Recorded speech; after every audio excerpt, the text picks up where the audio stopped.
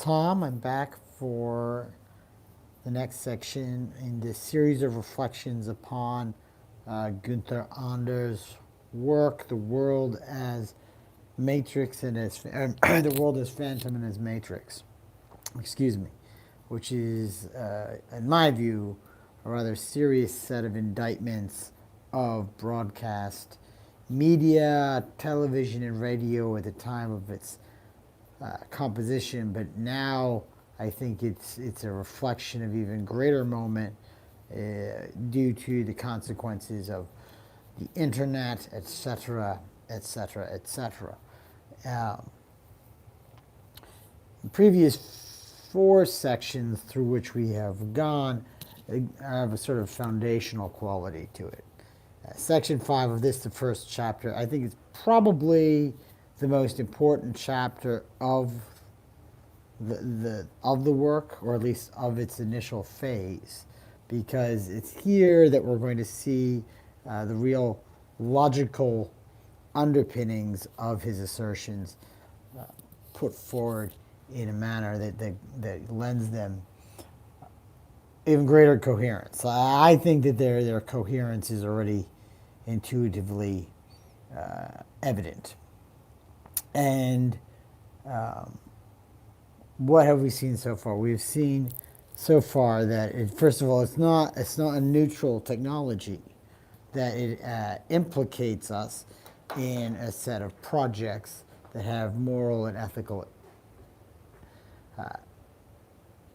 effect on our persons. And moreover, we've seen that those consequences could have dramatic, familially, and socially corrosive consequences, that they can be castrating, enervating, erosive of speech, etc., etc., etc. Well, that's all well and good as far as assertion goes, but how does this actually transpire? And this is sort of what he lays out in section 5, and he begins by reminding us, the opening sort of little remark is that events come to us. We no longer come to events. This is the consequence of the television in the home, or the radio, or what have you. And he lays out 10 points, which is nice that he does that, right? And the first one is very simply, I sort of put them up on this board over here just to remind myself as I go through the 10. But it's very simply that the notion of the world as the space in which we live is abolished. The world is no longer the domain in which we live, the domain into which we are thrown, to harken back to certain existentialist orientations that I think resonate with a great deal of what Anders is putting forth. Not that he was an existentialist per se, but he's certainly invoking motifs which are well explored by that tradition. Instead, the world is something that we consume. And there are various ironies which flow from this. The one is that the world does not sort of disclose itself to us until we leave it, till we go home or put ourselves in front of our device to consume its presentation. If we're just out in the wide world, as it were, its complexity, its breadth, its chaos is going to interfere with our ability to discern what it is in earnest. And the upshot of that is we're set enthralled to those who would do the job of effecting that discernment on our behalf. And that's where we go back home or turn on our television or our computer or phone or whatever, and receive and consume that relay, right? Um, but here's what happens. This is the second point, right?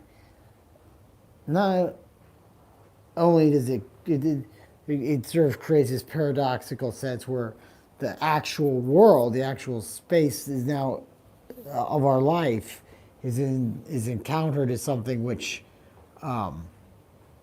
conceals as opposed to reveals.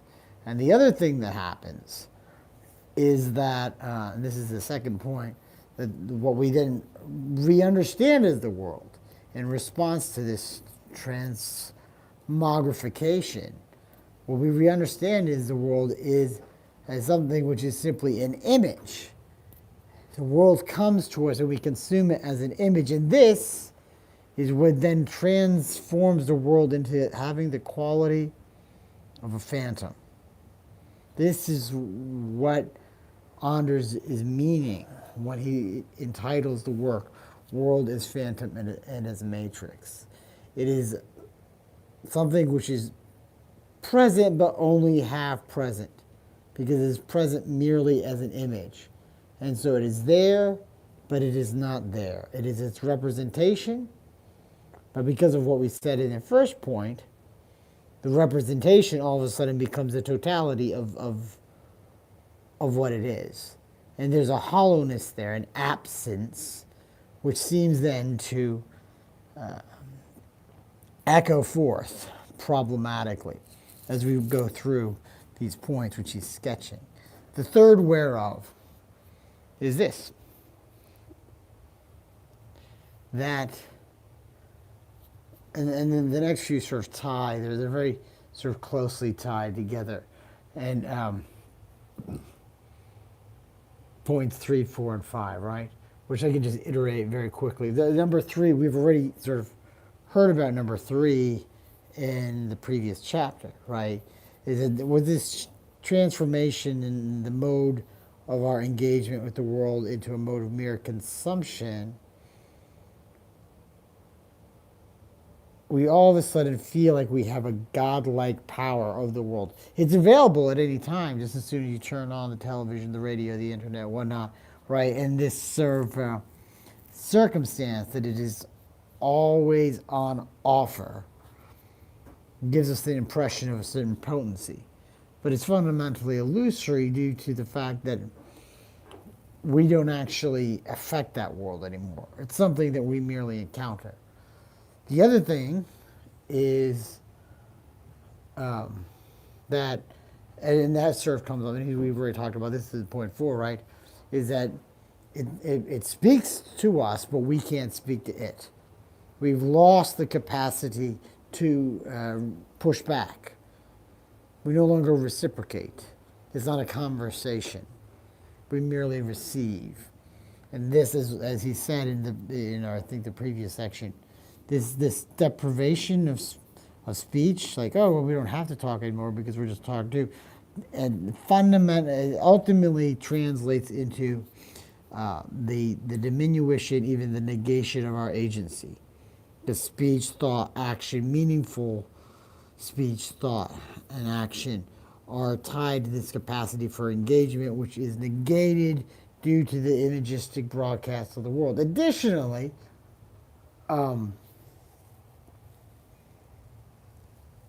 you know, and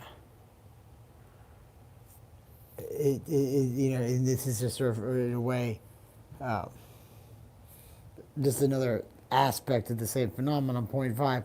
When the world is something in which we are merely looking or hearing about, we are reduced not to the aspect of mere voyeurs and eavesdroppers. So it's almost worse than just being deprived of your agency. There's this insinuation of something unseemly that is super added to these problematic consequences that we have sort of enumerated thus far. And you can see how they're all sort of knitted together, which leads to the 6th point, which is also intimately, to see it all. I'm impressed at how all these things sort of tie together. And the next few points actually remind me a lot of facets of Walter Benjamin's analysis in his famous essay, The Work of Art in an Age of Mechanical Reproduction. What we now see, in addition to what we've talked about in terms of the transformation of our relationship with the world, is that the world, when it becomes broadcast, no longer events rather than the world broadly, but events as they become broadcast are no longer connected to the actual specific space, or even as he points out in, I think, point 8, so point 6 and 8, right? A specific time, right? Well, that. So, I just reminding myself of the sequence, right? What happens is you see something and it happens, but it's no longer happening in Berlin, Beijing, or Mount Vernon, or wherever they happen to be happening. The event acquires a kind of ubiquity, which which leads to the loss of its specificity. And Anders here uses the Latin term principium individuationis. In other words, there is no longer anything distinctive about the event once you can displace it from the specific moment and space and time of its occurrence. It becomes an object with a sort of quasi-ubiquity that can be manipulated and transformed. And what this does is it allows it to be commodified. It becomes commodified. Similarly, because these events can be recorded and reiterated, it's not only severed from a sense of specificity in space, it's deprived of a location of specificity in time, which has an additional consequence. You can see how both the space-time mutilation of events, which occurs as a consequence of our reception thereof by television, feeds very directly into their commodification.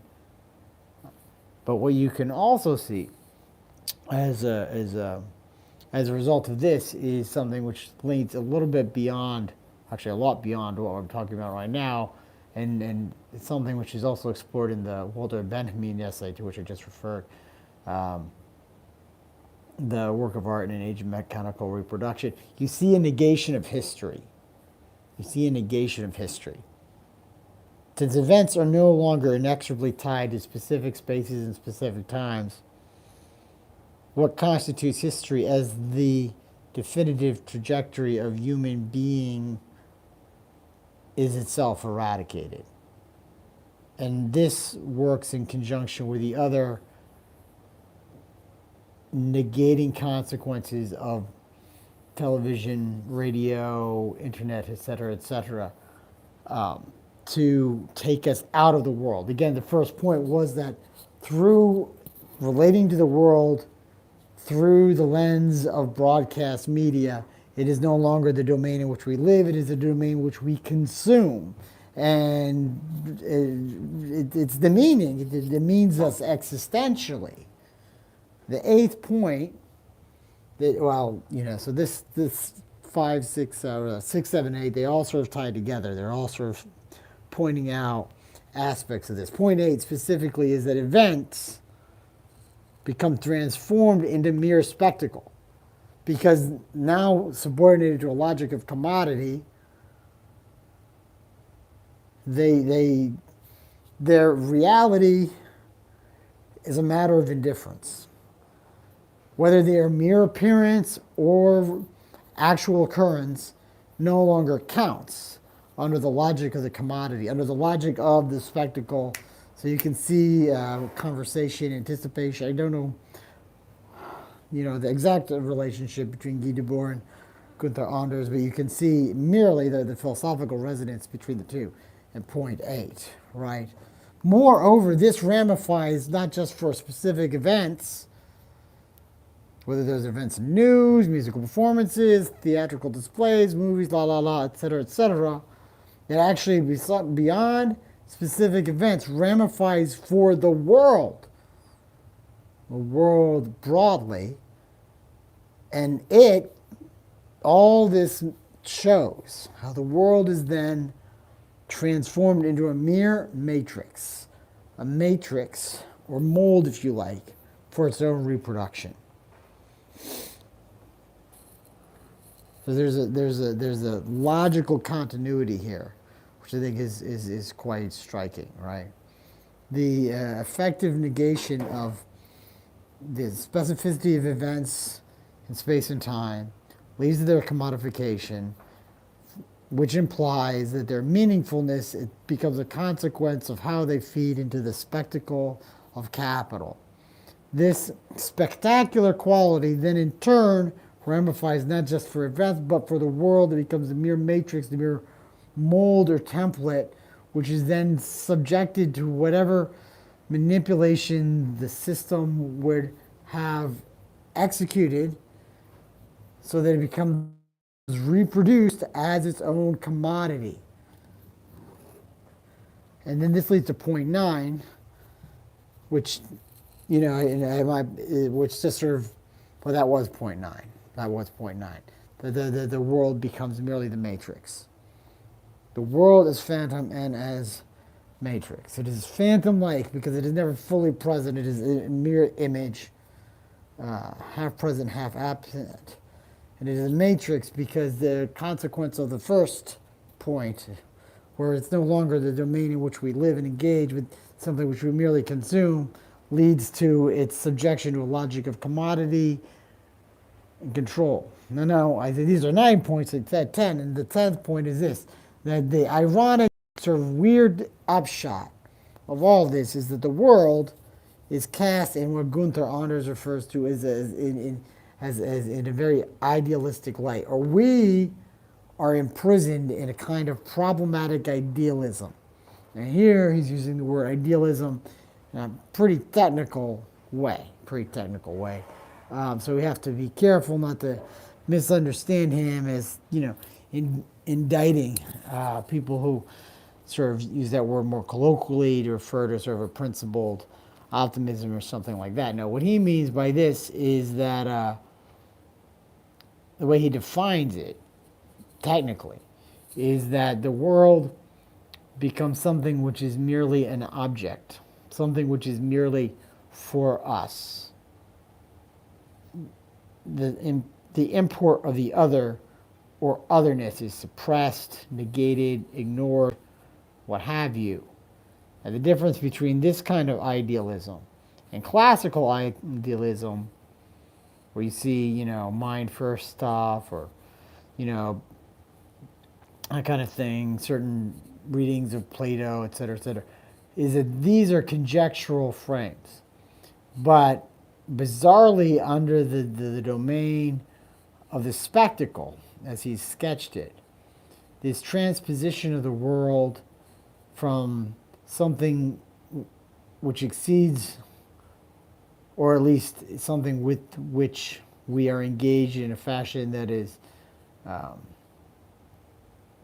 asymmetrical, you could say, into something which is unilateral, has actually occurred in a strange way in the real world. And the results of this transposition are decidedly troubling. The existentialists, their distinction of which this concluding point of the analysis in the 5th section reminds me, is the question of whether the world is merely for me or is it for itself. Pour moi, pour soi. And pour the soi encompasses what Sartre refers to as facticity, or the resistance of the world. It's something with which we have to interact. We can't just take it and subordinate it unequivocally to our will. But what's actually happening here is that the mere illusion that we can do that is proffered through a subjection to this broadcast world, that illusion that we can have just untrammeled dominance over it actually leads us to the loss of actual agency. So that is the foundation upon which then the rest of the work is going to elaborate, looking at its facets in greater particularity. And we're going to carry on with that. But I suppose, in my view, if you're going to like only read one section of this fine work, it would be this, which is section 5 of chapter 1. Events come to us, not we to them. All right, guys, I know this has been longer than the other ones, but there's a lot to say. I know aspects of it were a bit repetitive, but that I don't think it's such an injury. Some of the repetition might be helpful in terms of showing how everything sort of relates very, very tightly knit fashion logically. All right, so anyway, this has been Tom. Again, thanks for listening. I hope this is interesting. We're going to carry on with section 6, which is where he talks about how this affects how we relate to our own experience. Another sort of related but distinctive set of takes. All right, that's all for now. I'll catch you guys on the flip. Ciao.